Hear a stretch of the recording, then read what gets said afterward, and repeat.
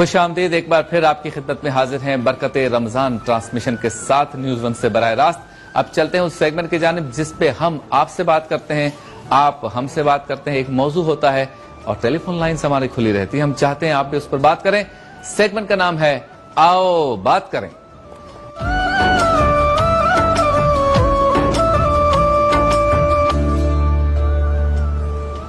आओ बात करें में आज हमारा मौजू है लिबास कैसा होना चाहिए। हर शख्स चाहता है मैं हीरो लगूं, खवातीन चाहती हैं मैं हीरोइन लगूं, और जिस फिल्म में, जिस ड्रामे में जिस मर्द को देखते हैं तो बाकी मर्द कहते हैं मैं भी इसी तरह का या मुझे भी इसी तरह का होना चाहिए। ऐसा ही चमकीला लिबास हो, ऐसे ही मेरे बाल हों, ऐसी ही वजाहत हो, ऐसी ही बॉडी हो, ऐसे ही सैंडल हों।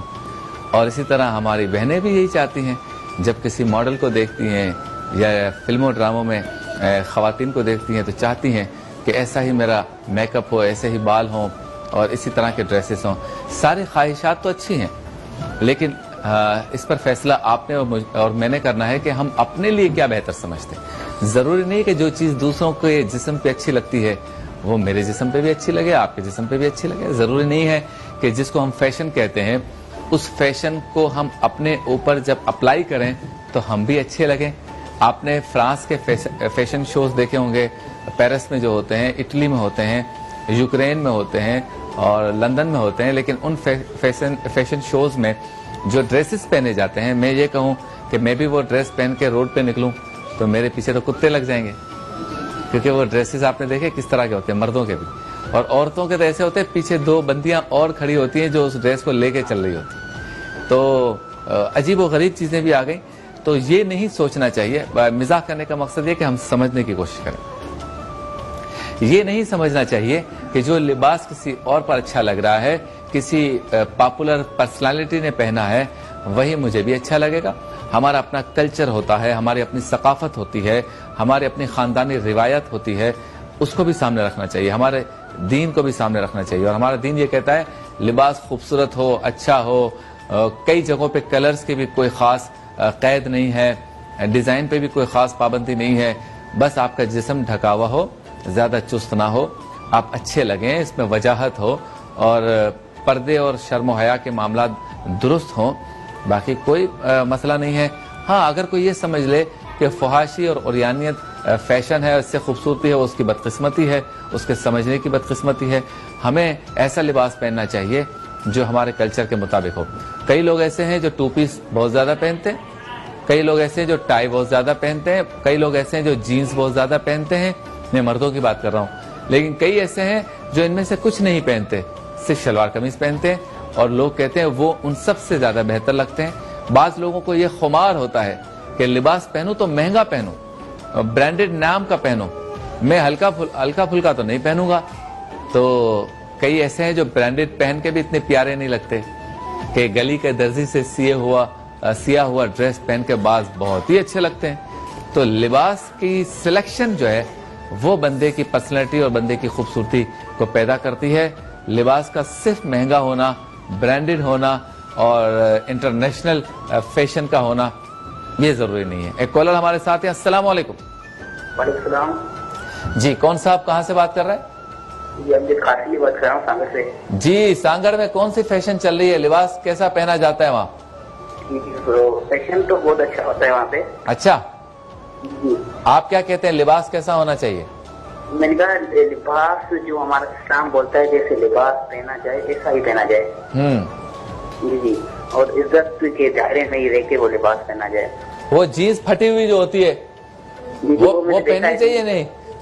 जी जी, मैंने तो कभी नहीं पहनी। मैंने कभी विदाउट यूनिफॉर्म के कभी भी, हमेशा मैं सलवार कमीज नहीं होता हूँ, इसलिए कि हमारा कौमी लिबास ही सलवार कमीज है। और जो ऐसी जीन्स पहनते हैं जो फटी हुई होती है, जी लाइन ड्रॉप हो गई, लेकिन बहुत अजीब फैशन है।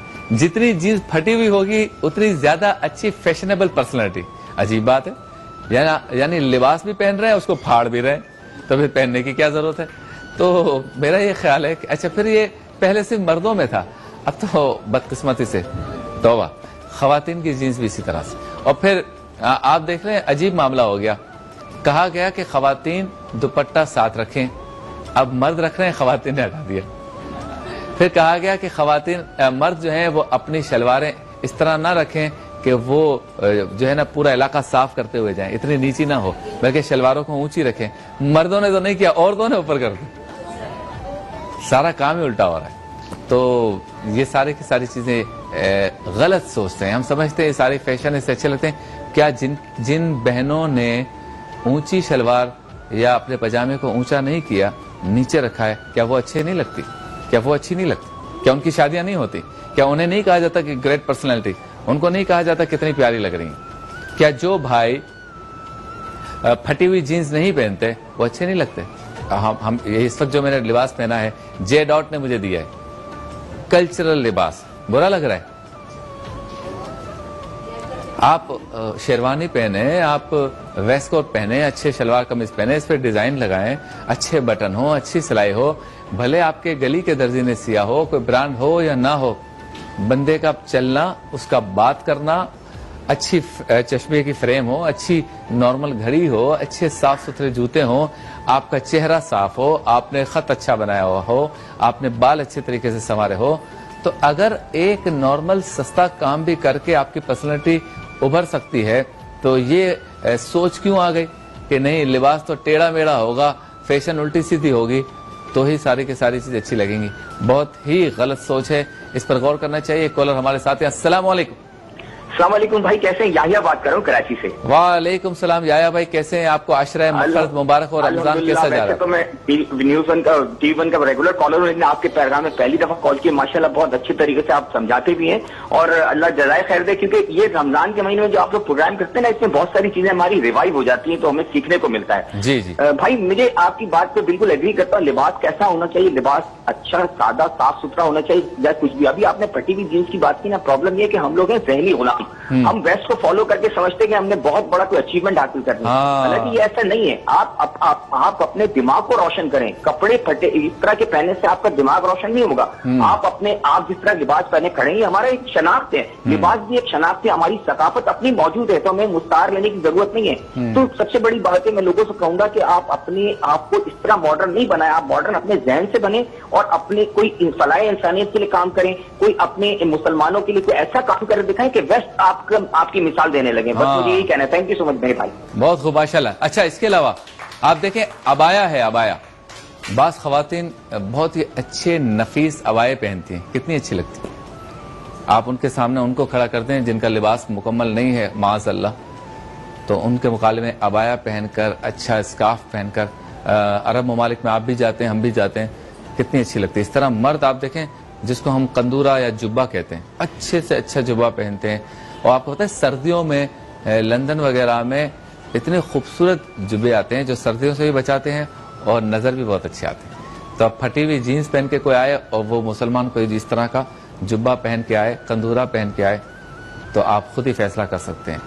आप इस बात को जहन से निकाल दें कि टेढ़ी मेढ़ी फैशन और जिसको कहते हैं नंगपन वाली फैशन, यही आपको या आपकी पर्सनैलिटी को उभारेगी। नहीं, आप खुद को कवर्ड रखेंगे, आप सादा लिबास पहनेंगे, सकाफत के मुताबिक पहनेंगे, शरीयत के मुताबिक पहनेंगे तो इंशाल्लाह आप उनसे ज्यादा अच्छे लगेंगे।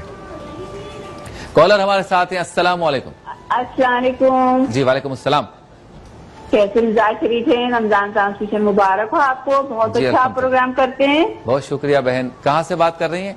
मैं मलिर कैंट से बात कर रही हूँ। जी जी, क्या बात कहना चाहेंगी, करना चाहेंगी? मैं अभी आप लिबास की बात कर रहे थे, अबाया की बात कर रहे थे, मेरी इतनी खुशी हुई, किसी चैनल पे अबाया की बात हुई और इतने अच्छे लिबास की बात हुई कि खवातीन को इस तरह से या मर्द हजरात को इस तरह से लिबास पहनना चाहिए जिससे लोग खुश हों, तारीफ करें, उनकी पर्सनैलिटी अच्छी नजर आए। सही।